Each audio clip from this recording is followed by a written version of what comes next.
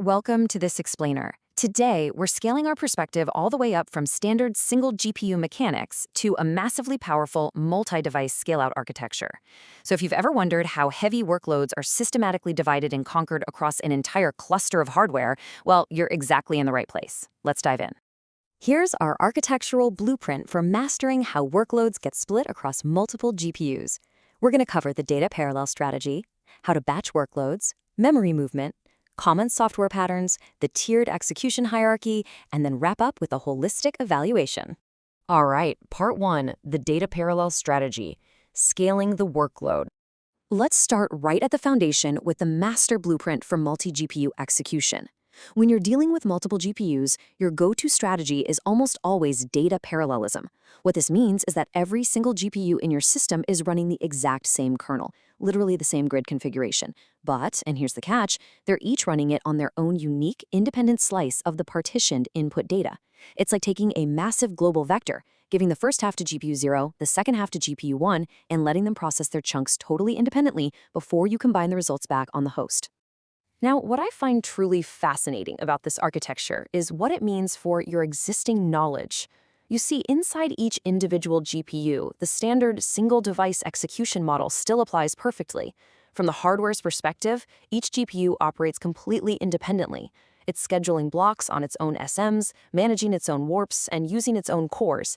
You aren't really learning a totally new way of computing here. You're basically encapsulating your existing single GPU model and just running it in parallel across multiple devices. Moving on to part two, batching workloads across GPUs, dividing the data. So how exactly do we divide that massive global batch of data among these independent devices? Well, we generally look at two distinct strategies.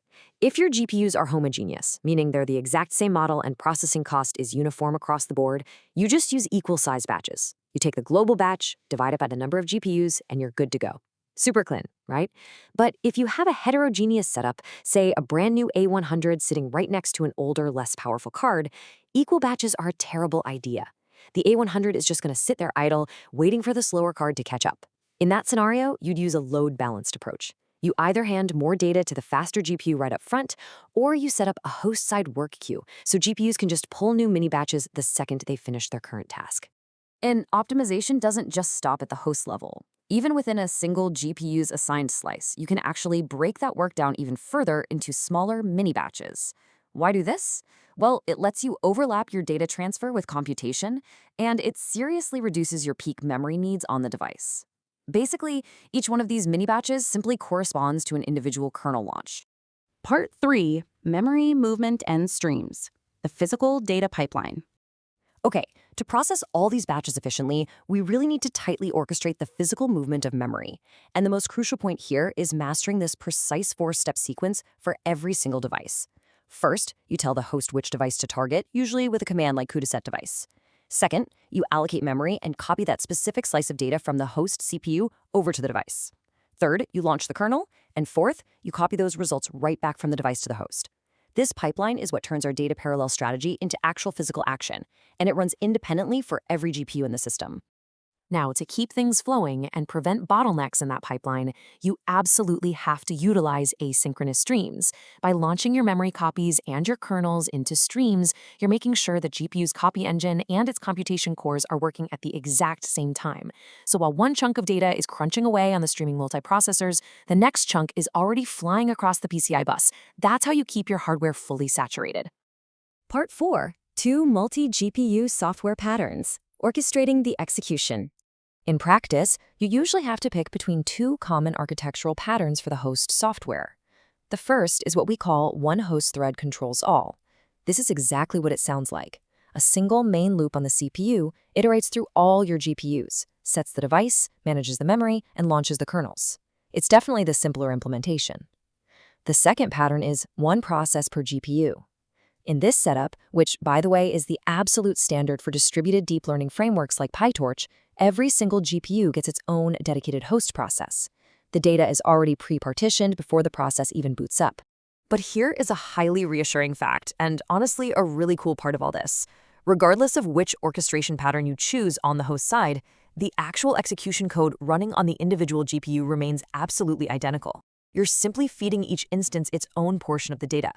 The kernel itself, it literally doesn't know or care how the host is organized. Part 5. The tiered execution hierarchy. Merging the mental models. Let's anchor all these scale-out mechanics back down to the foundational hardware. Multi-GPU programming is very cleanly layered. Up top, at the multi-GPU layer on the host side, your job is to split the data, coordinate transfers, and launch your grids. But the second you cross into the single GPU layer, your focus shifts completely back to grids, blocks, threads, warps, and SMs. It's really helpful to keep these two layers conceptually separate in your head. And the reason for that separation is strict device isolation. Every streaming multiprocessor, every warp scheduler, and every single core inside a GPU is only aware of its own localized work. They do not see the other GPUs at all. Any kind of synchronization or cross-device communication has to be handled externally by the host code or by specialized communication libraries. Inside the chip itself, the cores just remain happily isolated, churning through their assigned warps. Finally, Part 6, Holistic Evaluation Next Steps, looking at the complete picture. As we wrap up, we need to talk about evaluating your multi-GPU setups logically and thoroughly. Consider this quote directly from our source materials.